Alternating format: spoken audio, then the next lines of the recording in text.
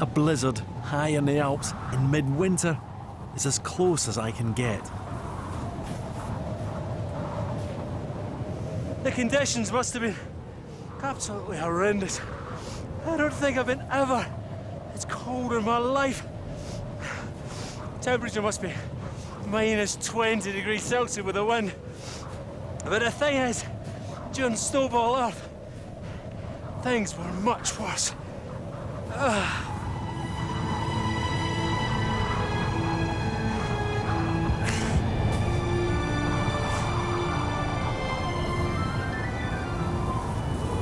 Today, the average surface temperature of the planet around the world is 15 degrees Celsius.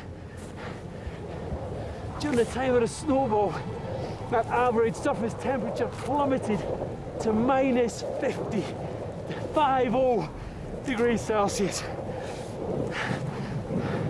Those frozen conditions threatened the very existence of life on Earth. The scary thing about Snowball Earth is that our planet could have been trapped in the freezer forever.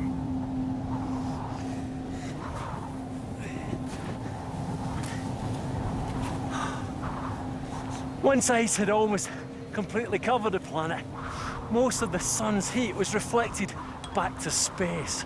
It looked like the Earth might never heat up again. But clearly something happened which rescued our planet from the icy grip of the snowball.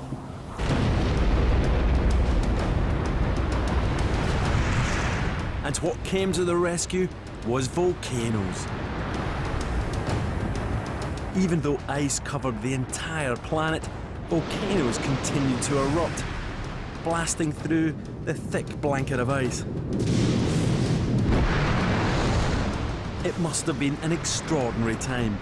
The nearest we've experienced was in 2004, when an eruption was filmed bursting through an ice sheet in central Iceland. This is what would have happened during the snowball era, but on a global scale. The heat from volcanoes would have melted holes in the ice, but that's not what saved our planet. It was the tons of carbon dioxide gas they released that did the trick.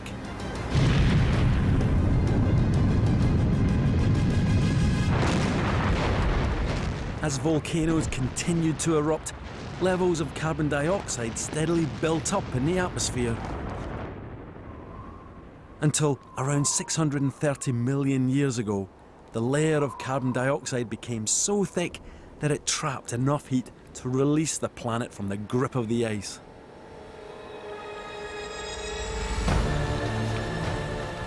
At last, a thaw began.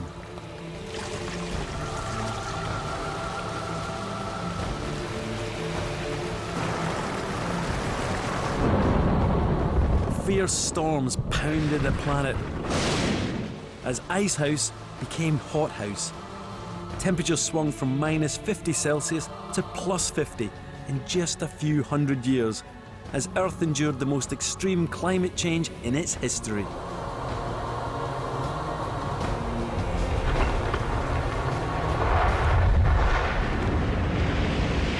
Fortunately, over time, our planet's climate stabilised, and Earth slowly returned to normal. It had been a close call, but a few pockets of life had survived the snowball. We get a lot to thank volcanoes for. They saved our planet from a desolate fate as nothing more than a lifeless frozen wasteland. But as if that's not enough, when volcanoes triggered the end of Snowball Earth, it set the stage for the greatest leap forward in the history of life on our planet.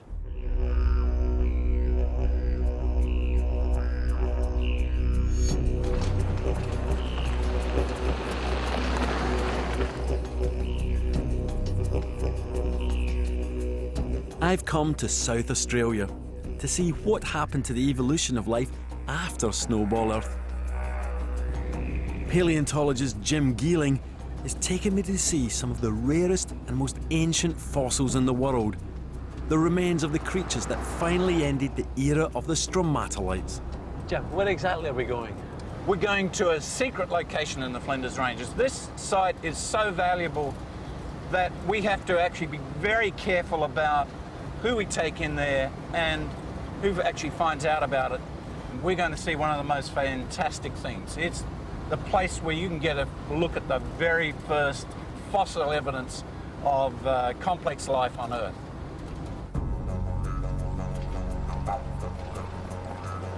The area we're about to visit was once at the bottom of the sea.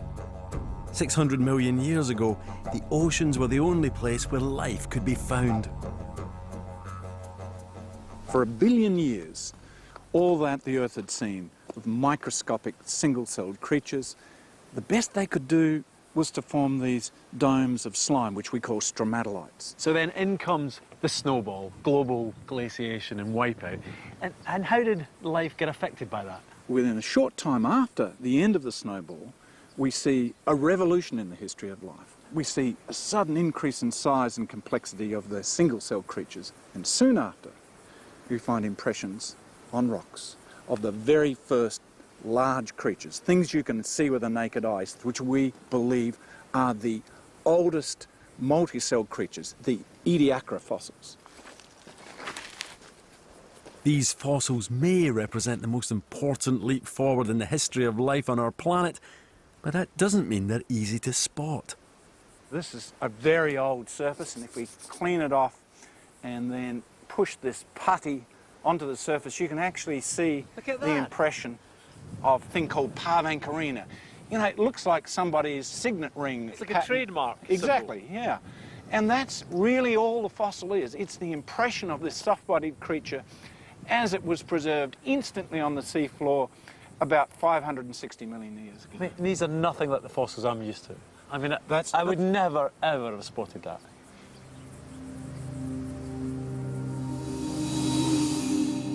Parvancorina wouldn't attract much attention today, but this animal had made a gigantic evolutionary leap.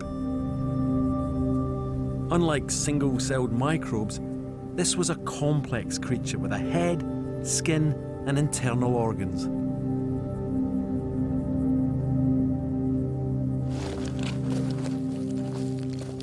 Under here, we can actually see the imprint of quite a large creature, at least the size of your hand. This is Dickinsonia, and it has got the finest segments that you can actually believe. Okay? Oh yeah, just as it catches can you the see light. that? Yeah. Once you get at the right angle, you can actually see the details of these body segments. There are about 3 there. There's another one up here there, further yeah. and so on. It's like it was impressed there yesterday. Every little detail is preserved on these sands. It's beautiful. Dickinsonia could grow to over 1 metre long. It's thought they lived on the seafloor, soaking up nutrients through their skin. Here, for the first time, we're seeing life that's become multi-celled. It's large. These are the creatures that gave rise to the life that we know today. For around 50 million years, the Ediacarans lived in an ocean free of predators. Slowly, they evolved into more complex animals. But that came at a price. These new animals now came equipped with rigid skeletons and shells, gripping claws and protective armour. The Earth had changed from a soft, peaceful Garden of Eden into a savage world of predator and prey. This intense competition now drove evolution at a frenetic pace.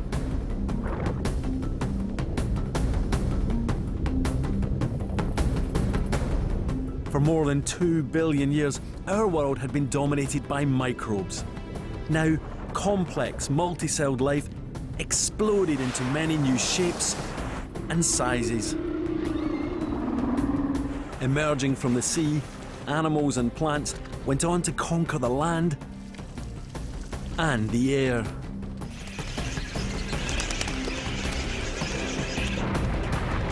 Volcanoes had ended the terrible time of snowball Earth, and in doing so led to a great evolutionary leap forward.